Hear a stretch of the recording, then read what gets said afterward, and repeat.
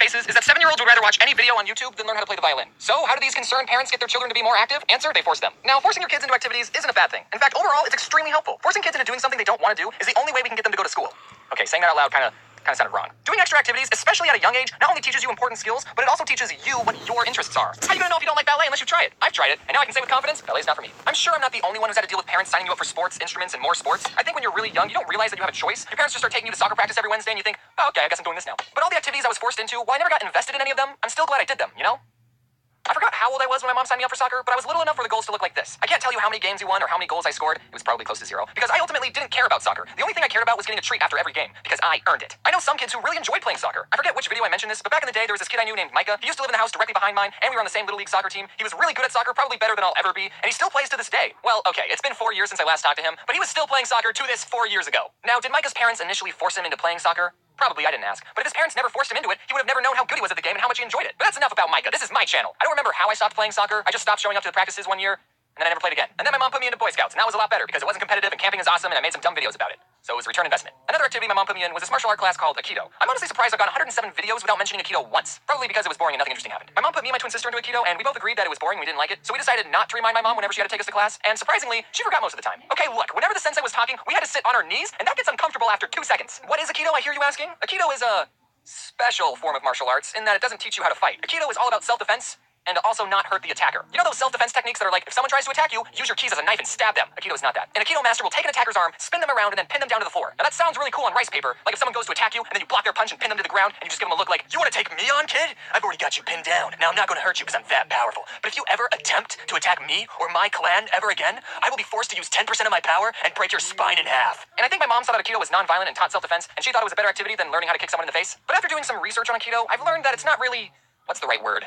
Respected in the martial art community. There's a lot of people saying that the techniques of Aikido don't work against a real attack, and that if someone's really attacking you, you can't reasonably pin them down without hurting them, so it's probably a better idea to just punch back. And some people who are in Aikido think that their style of fighting is more civil and the more eloquent way of fighting, or non-fighting, so there's a tad bit of elitism in the martial art community. Now, surprisingly, I've never been in a real fight, so I can't really comment on what the more effective martial art is. I'm sure different situations call for different responses, but I don't think I'm wrong when I say that Aikido is the vegans of martial arts. After Aikido, the next thing I was forced to learn was an instrument. My parents didn't force me to do this, it was the American education system that did. In 5th and 6th grade, everyone had to take a band class, and we all chose different instruments to play, and I went with the flute. And as soon as I was given the flute, I traded it with Priscilla, who chose percussion, and that's what I did for the next 2 years. Compared to the rest of the instruments, percussion was very easy on my lungs. And it was okay if we were bad at the instrument because we were in the very back. The first set of songs we learned was on this metal xylophone thing, but I think the teacher thought everyone was so bad at that instrument that the rest of the songs we learned was on this drum. Just one drum, it looked like this. So while everyone else had to learn face and every good boy deserves fudge and whatever these lines connecting the notes mean, we cool kids in the back only had to memorize 3 notes. A hit on the drum, a hit on the side of the drum, and not hitting the drum. Now those are my favorite notes.